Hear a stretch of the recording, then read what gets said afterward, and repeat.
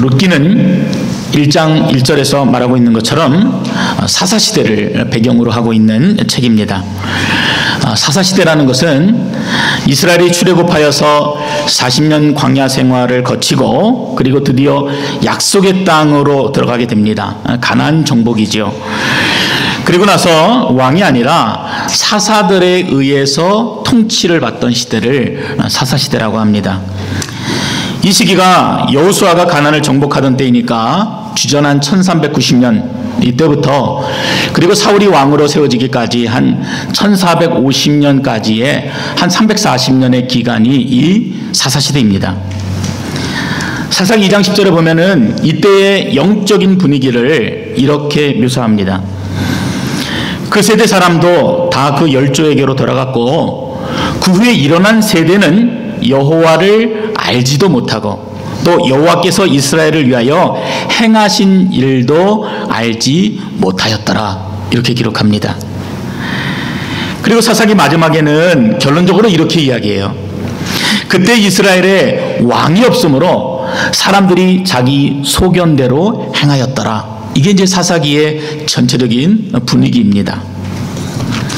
한마디로 이스라엘 백성들이 하나님의 은혜로 약속의 땅에 들어가게 되었는데 그곳에 살게 되면서 하나님을 떠나고 자기 마음대로 살았던 인본주의의 시대, 영적인 권위가 땅에 떨어져서 아무런 소망도 가질 수가 없었던 그 시대, 바로 그 암울한 시대가 사사시대라는 것입니다.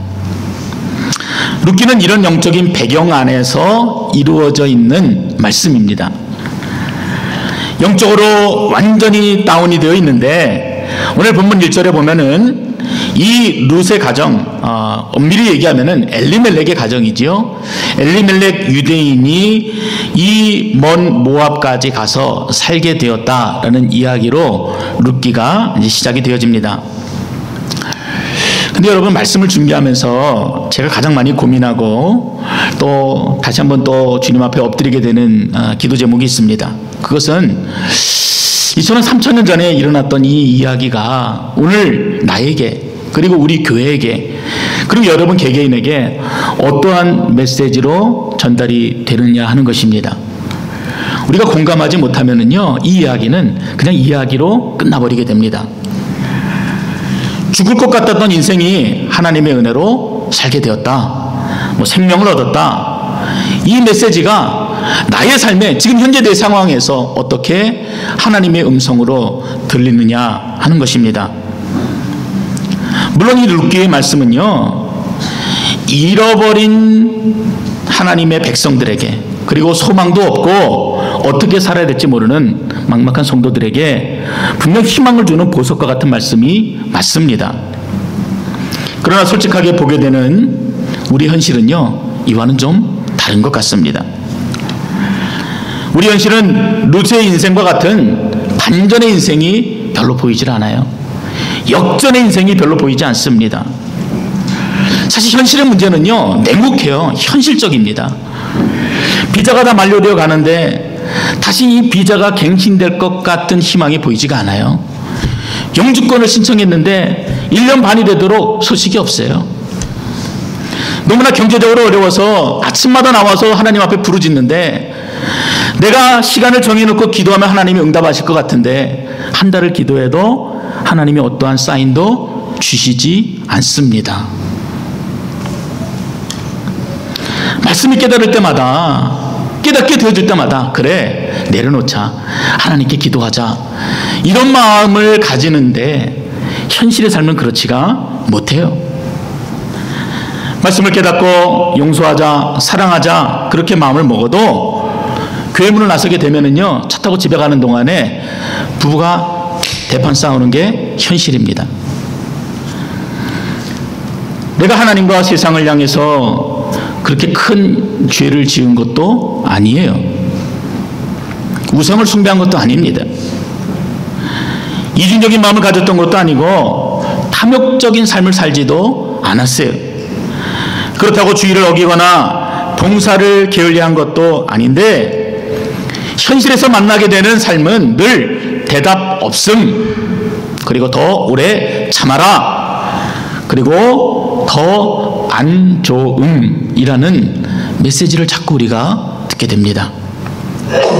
그럴 때 이렇게 말씀과 이 현실의 삶에서 느끼게 되는 이 괴리를 어떻게 우리가 메워갈 수 있느냐, 이것이 우리에게 숙제입니다. 룻기는요, 단순하게 인생 역전, 기적체험 같은 메시지를 말하고 있지 않습니다. 오히려 1장의 상황에서 우리가 느낄 수 있는 것처럼 이 룻기는요, 절망의 끝을 보여줍니다. 유대인 엘리멜렉이 자신의 땅을 버리고 이방 땅인 모압으로 이주를 하였다. 이 자체가 절망이에요. 그것도 부족해서 어느 날 갑자기 이 가장이 죽게 됩니다. 그걸로 끝나지가 않아요. 그래도 살아봐야 되겠다고 생각이 들어서 그럭저럭 두 아들을 이방 여인인 이 모압 여인들과 혼인을 시켰는데 그 두 아들도 자신보다 먼저 세상을 떠나게 됩니다. 누가 남았습니까? 힘없는 늙은 노인 나오미와 그리고 과부가 된 두 이방 며느리 오르바와 룻만 남았습니다. 이렇게 이야기하는 것이 룻기 1장 1절부터 5절까지의 말씀입니다. 그러니까 절망의 끝이에요. 아무것도 찾을 수 없는 그 절망의 끝을 우리가 룻기에서 보게 됩니다.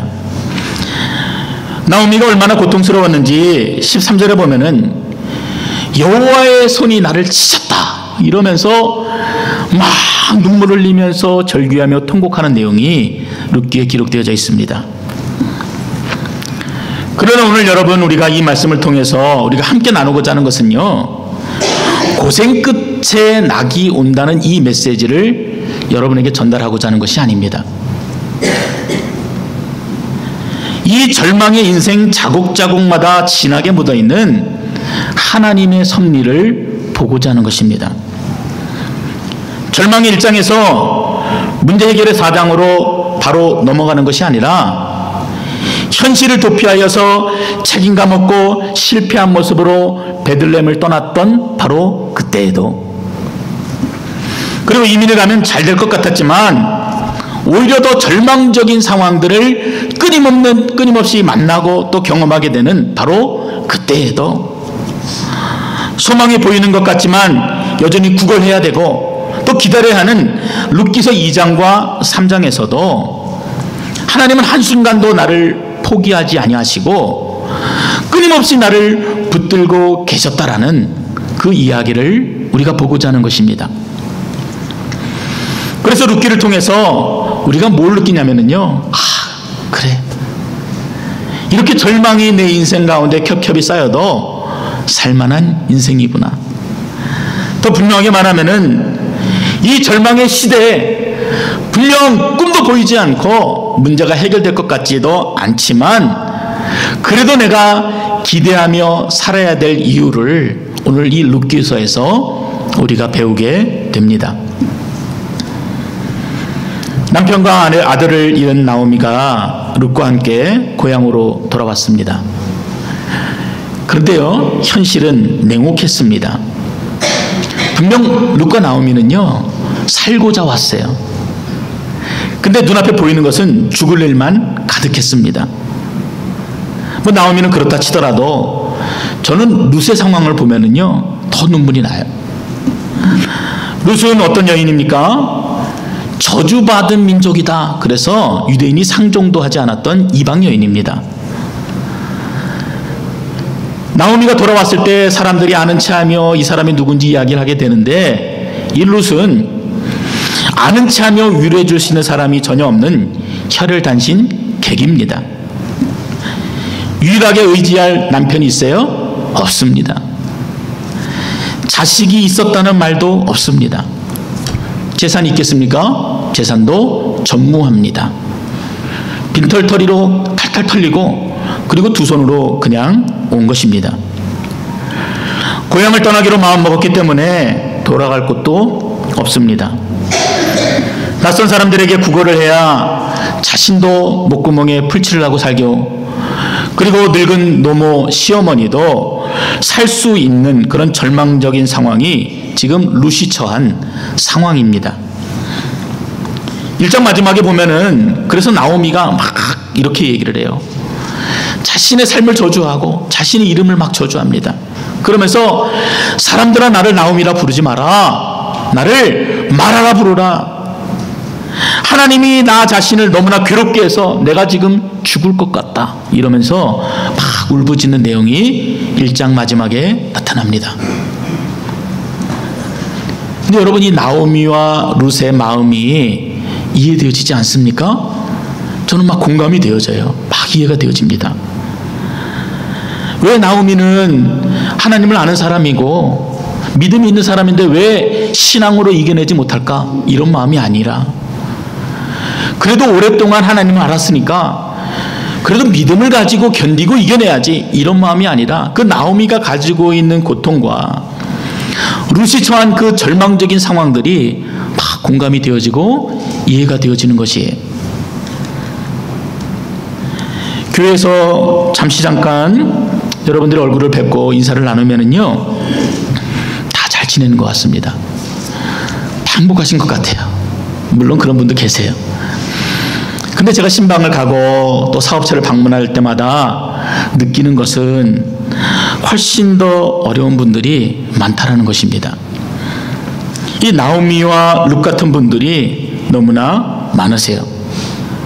그 시간이 되면은 그런 분들과 함께 예배를 드리고 또 하나님의 말씀을 나누면서 위로하기도 하지만 시간이 별로 없을 때는요 그냥 기도만 해드리고 올 때가 있습니다. 그런데 그분들의 이야기를 듣고 기도할 때마다 솔직하게 제 마음에 드는 마음은요 하나님 말씀으로 위로하기가 참 어렵습니다.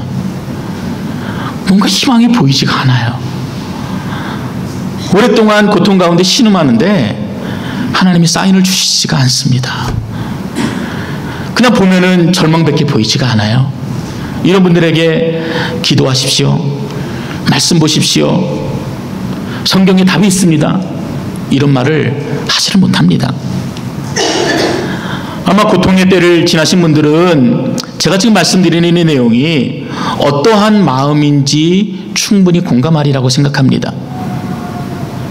이런 분들에게는요 이런 입에 그냥 쉽게 나올 수 있는 이런 말들로 위로가 되어지는 것이 아니라 그냥 그 아픔을 함께 공감해주고 그 두 손을 같이 잡아주고 그리고 그분이 눈물 흘릴 때 함께 눈물을 흘려주는 것으로 위로가 되어지고 힘이 되어지는 것들을 경험하게 됩니다. 그래서 그냥 두 손 한번 꼭 잡아드리고 또 어깨 한번 두드려 드리고 그리고 함께 눈물 흘리고 기도하며 그렇게 돌아오게 됩니다. 그런데 교회 나오면은요 뭐라 그럽니까? 메시지가 또 얼마나 강해요. 막 죄졌다 그러고요 기도하라 그러고요 기뻐하라 그러고요 항상 기뻐하라 그럽니다. 그것도 쉬지 말고 기도하라 합니다. 기도할 수 있는데 왜 걱정하냐고 그리고 막 다그칩니다. 하나님이 반드시 응답한다고 마치 손에 있는 해열제를 한순간에 내어주는 것처럼 우리가 무슨 답을 가지고 있는 것처럼 그 답을 사람들에게 전달하고 말합니다. 물론 우리가 한 믿음의 공동체를 이루기 때문에 어떤 마음인지를 알기 때문에 그 마음을 받고 우리가 공감하게 되어지지만 그러나 그들이 겪고 있는 이 아픔의 문제, 그 고통의 시간들은요 겪어보지 않으면 그 누구도 이해할 수가 없는 그러한 시간들인 것입니다. 제가 이번 주간에 책을 하나 좀 읽게 되었어요. 책 제목이 뭐냐면은 파전행전입니다. 우리가 먹는 파전 이거 얘기하는 게 아니에요. 파전은 파트타임 전도사님의 준말이에요.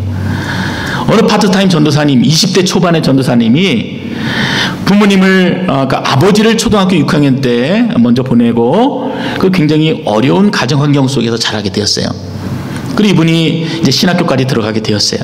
손에 아무것도 쥐어진 게 없는 거예요. 어머니하고도 관계가 너무 안 좋아요. 이러한 상황 속에서 단지 파트타임이니까 한 달에 몇십만 원 주어지는 것으로 생활하기가 너무 어려웠던 것입니다. 그래서 일터로 나가요. 막 이삿짐도 지고 택배 회사 가서 일하기도 하고 그리고 공장에 가서 벽에 몇 년 동안 켜켜이 쌓인 먼지들을 제거하면서 성도들이 가지고 있었던 문제를 공감하면서 적은 책이 파전행전입니다. 근데 파전행전을 보면 이런 이야기가 나옵니다. 자기가 부르기 싫은 찬양이 있대요. 그 찬양이 무슨 찬양이냐면은 하나님 한 번도 나를 실망시킨 적 없으시고 공평과 은혜로 나를 지키셨네. 이 찬양이 너무나 싫더라는 거예요.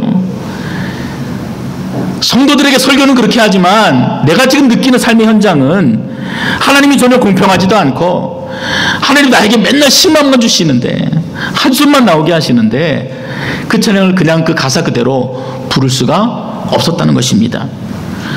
그래서 그럴 때는 자신이 솔직하게 자신의 마음을 담아서 가사를 바꾸어 부른다고 합니다. 하나님 몇 번씩 나를 실망시킨 적 있으시고 공평과 은혜로 나를 안대해 주시는 것 같았네. 이러면서 찬양을 부르신대요. 마치 나오미가 자신의 고통을 솔직하게 토해냈던 것처럼 그렇게 하나님 앞에 나아갔다라는 것입니다. 근데 여러분 아프실 때요 그러셔도 됩니다. 눈물이 날 때는요 여러분 울으셔야 돼요. 몸에서 열이 날 때는요 그 열을 밖으로 뽑아내셔야 돼요. 그때 우리가 무엇을 경험하냐면은 하나님의 그 넓으신 품을 그제서야 우리가 경험하게 됩니다. 자신의 실망과 원망 그리고 긴 아쉬움을 고백하면서 하나님 앞으로 나아갈 때 너 왜 그랬니? 이러는 그 날카로운 하나님의 책방이 아니라 벌 주시고 꾸짖으시는 그 무서운 하나님을 경험하는 것이 아니라 하늘을 두루마리 삼고 바다를 먹물 삼아도 다 기록할 수 없는 너무나 세밀하고 너무나 따스한 그 하나님의 넓은 품을 우리가 만나게 되는 것입니다. 사랑하는 성도 여러분, 여러분의 인생이요 결코 고난으로 뒤범벅된 룻기 1장으로 끝나지 않음을 믿으시기 바랍니다. 하나님께서는 바로 나를 위해서 그리고 여러분을 위해서 룻기 2장을 준비해 놓고 계시고요 룻기 3장을 준비해 놓고 계시고 그리고 영광의 4장을 오래전부터 계획하셔서 당신의 시간 안에 그 일들을 이뤄가고 계시다라는 것입니다. 이것이 우리로 하여금 이 절망의 시대를 살아가면서도 살아도 되는 좋은 이유가 되어지는 것입니다. 여러분 주변을 둘러보세요. 지금 우리가 사는 이 시대가 사사시대와 별 다를 바가 없습니다. 기념비적인 성장을 보여주었던 한국교회는 지금 타락할 만큼 타락했어요. 성장을 멈춘 지 이미 오래입니다. 마이너스 성장이에요. 교회와 목회자들의 타락이 매일매일 신문의 사회면들을 채웁니다. 겉으로 보기에는 아무런 문제가 없는 것처럼 보이는 교회들이 방향을 잃어버렸어요. 목표를 잃어버렸습니다. 그래서 이단들이 그 어느 때보다도 활개치면서 안 믿는 자들이 아니라 오히려 믿는 자들을 우는 사와 같이 삼키려고 하는 시대가 바로 지금 이 시대입니다. 오랜 경제 불황이지요. 성도들 여기저기서 다 살기 너무 힘들다, 죽을 것 같아, 막 이런 이야기들이 끊임없이 들리는데 희망이 보이지가 않습니다. 이 절망의, 이 고통의 시간들이, 이 불황의 시간들이 너무나 오래되어서 이제는 무감각한 것 같은 느낌마저 듭니다. 여기저기 온통 말세의 징조들이 가득한데 우리가 무슨 희망이 있다라고 말할 수가 있겠습니까? 그런데 우리가 이 룻기서에서 이 절망의 때에 하나님이 어떻게 일하시고 있는가, 그리고 어떻게 하나님께서 우리를 만지시고 어떻게 우리를 이끌어가고 계시는가를 우리가 보게 되는 것입니다. 2장을 보십시오. 흔히들 말하는 것처럼 룻은 그저 밭에 떨어진 곡식 나달을 줍기 위해서 그냥 사람들을 따라 그냥 그 밭으로 가게 됐어요. 그냥 내가 배고파서 살아야 되기 때문에 남들이 그러는 것처럼 추수할 때나 떨어지는 곡식 몇 알 줍기 위해서 밭으로 나간 것입니다. 그런데 그곳에서 우연히 롯의 남편의 보아스를 만나게 되는데, 이 보아스는 기업물을 자로 이제 본문에서 소개되어지고 있는 인물이기도 합니다. 이 기업물을 자라는 것은 이 고엘제도라고 하는 말로 설명할 수 있어요. 이 말은 무슨 말이냐면요, 어떤 친척이나 아니면은 어떤 가족이 재난이나 어려움을 당했을 때 가장 가까운 친족이 그 사람이 당한 어려움들을 대신 보상해주는 그러한 제도입니다.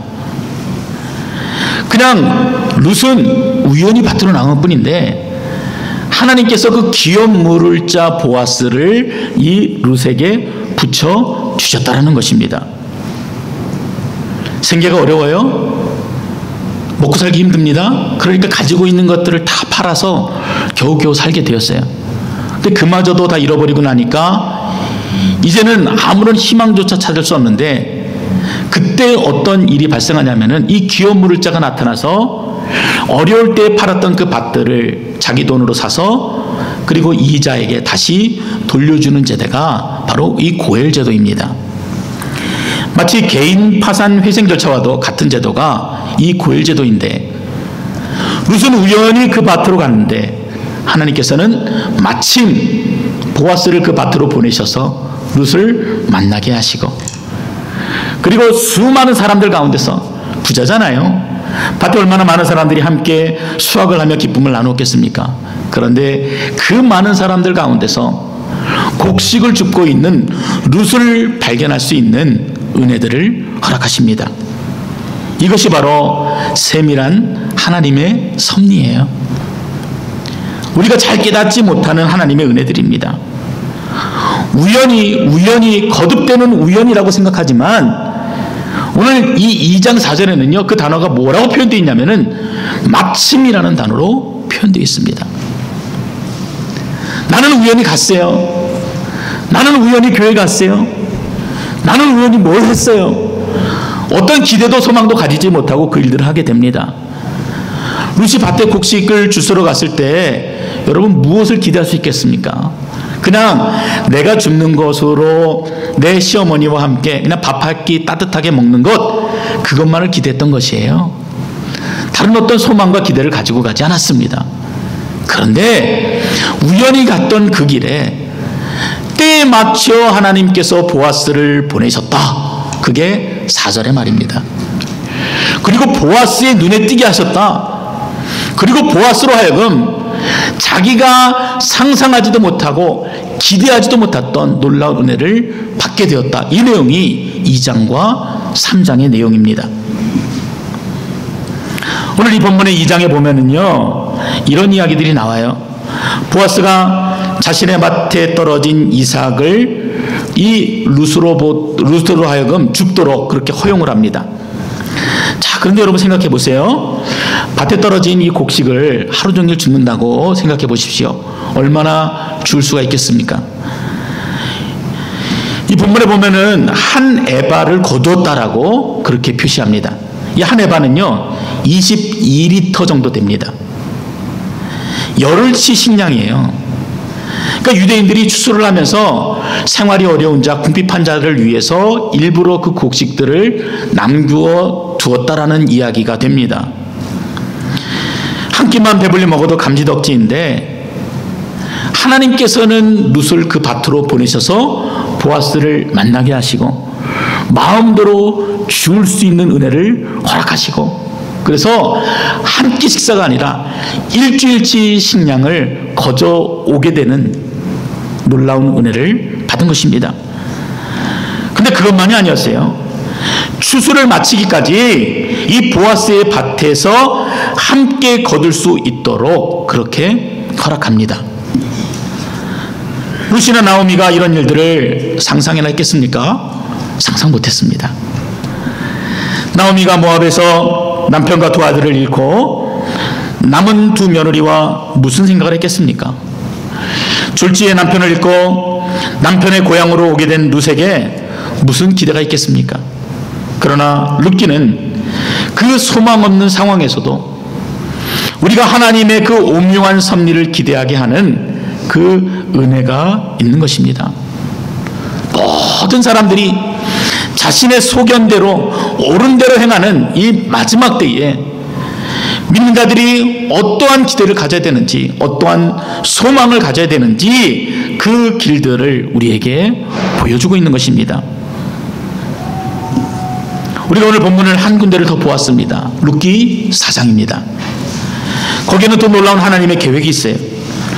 다음 주에 저희가 한 번 더 이 룻기 말씀을 보겠지만 4장 17절에 보면은요, 보아스가 룻을 아내로 맞이합니다. 이것도 상상 못했던 일이죠. 그것도 감사한데 아들을 낳게 됐고 또 그 아들의 이름을 오벳이라 이름을 짓습니다. 그런데요, 여기서도 그 감동이 끝나지 않습니다. 마치 1장에서 절망과 고통의 끝판을 경험했다라면은 이 룻기 4장에서는 희망과 축복의 끝판을 우리가 보게 됩니다. 18절에 보면은요, 갑자기 족보가 등장합니다. 그 족보는 보아스의 족보입니다. 그리고 그 마지막 절에 보아스는 오벳을 낳았고 또 그 오벳은 이새를 낳고 이새는 다윗을 낳았다라고 기록하고 있습니다. 인간들은 모두 하나님을 떠나버렸고 오로지 자신의 소견대로 살아가는 교만과 절망만이 온 땅에 가득했지만 하나님께서는 아무 기대할 것 없었던 그 롯이라는 이방 여인을 통해서 하나님의 뜻들을 이루어가고 계시다는 것들을 보는 것입니다. 어떻게 이루셨습니까? 그 롯의 혈통에서 예수 그리스도가 태어나는 놀라운 구원의 역사를 이루어가고 계셨다라는 것입니다. 룻기의 시작은 분명 절망이었습니다. 그리고 죽을 이유만 가득했습니다. 그렇지만 하나님은 그 절망 속에서도 당신의 계획을 단 한순간도 포기하지 않으셨던 것입니다. 시편 121편을 여러분 한번 펴보시기 바랍니다.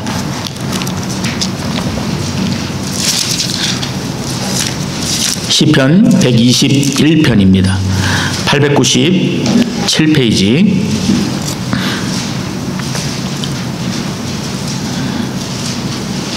이 다윗의 고백인데 우리가 함께 좀 읽어보도록 하겠습니다. 897페이지 시편 121편. 자, 같이 읽습니다. 내가 산을 향하여 눈을 들리라. 나의 도움이 어디서 올까? 나의 도움은 천지를 지으신 여호와에게서로다. 여호와께서 너를 실족하지 아니하게 하시고 너를 지키시는 이가 졸지 아니하시리로다. 이스라엘을 지키시는 이는 졸지도 아니하시고 주무시지도 아니하시리로다. 여호와는 너를 지키시는 이시라. 여호와께서 네 오른쪽에서 네 그늘이 되시나니 낮의 해가 너를 상하지 않게 하며 밤의 달도 너를 해치 아니하리로다. 여호와께서 너를 지켜 모든 환난을 면하게 하시며 또 네 영혼을 지키시리로다. 여호와께서는 너의 출입을 지금부터 영원까지 지키시리로다. 아멘. 그러니까 우리는 낙심하며 절망 가운데 있더라도 하나님은 마치 부모가 갓 태어난 아이를 24시간 돌보며 애를 쓰는 것처럼 단 한순간도 쉬지 아니하시고 주무시지 아니하시고 끊임없이 우리를 와칭하신다는 것이에요. 그분은 우리가 성령 충만하고 걱정 없이 살아갈 때만 함께 하시는 것이 아니라 오늘 1일 룻과 나오미처럼 실패의 자리에서도 함께 하십니다. 신음하며 눈물을 흘릴 때도요, 함께 하십니다. 무서워서 뒤로 숨는 그때도 함께 하십니다. 끝없는 절망의 시간들 가운데서도 그분이 함께 하시며 나를 위한 룻기 2장과 3장 그리고 축복의 끝판 4장을 준비하고 계심을 우리가 보게 되는 것입니다. 이 시편 121편의 다윗의 고백이 룻기 1장의 때를 지나고 있는 여러분들의 믿음의 고백이 되시기를 주의 이름으로 축원드립니다. 단순히 2장과 3장 그리고 4장에서 룻에게 주어진 복을 받을 것이라는 그 기대만이 아니라요, 하나님이 그 순간순간마다 얼마나 세밀하게 우리를 만지시고 그리고 보듬어 주시고 또 우리의 눈물을 받아주시는지 그 하나님의 섭리를 여러분 보실 수 있기를 바랍니다. 오늘 룻기가 그것을 우리에게 말씀하고 있는 것입니다. 오늘도 하나님께서는 실패하여 고통하는 인생에게 다가가서 그 따스한 손을 내밀어 주십니다. 그리고 내 안에 거하라 말씀하십니다. 그리고 우리는 그 안에서 상상할 수도 없는 하나님의 은혜를 발견하게 되는 것입니다. 룻이 한 일이 별로 없어요. 그저 순종하여서 허리를 숙인 것밖에 없습니다. 그러나 우리가 그 하나님을 신뢰하고 맡겨주신 그 자리에서 때로는 눈물을 흘리고 깊은 탄식에 있더라도 떨어진 이삭을 주며 버티는 인생도 괜찮다 하시는 그 음성을 듣게 된 것입니다. 하나님이 여러분의 인생을 책임져 주시기를 원하십니다. 맹인이나 다름없는 우리가 인생의 핸들을 잡고 우왕좌왕하는 것이 아니라 그 눈물의 핸들을 전능하신 주님의 손에 맡기고 순종하는 믿음을 우리에게 요구하십니다. 그 순종의 자리에서 추수가 마치기까지 채우시는 하나님의 은혜를 경험하시는 여러분 되시기를 바랍니다. 그 순종의 자리에서 죽음이 생명으로 바뀌고 소망이 없던 자리에서 생명이 잉태되고 자라 하나님의 나라가 되고 또 하나님의 비전이 이루어지는 놀라운 역사의 증인이 되시기를 주의 이름으로 축원드립니다. 기도하겠습니다.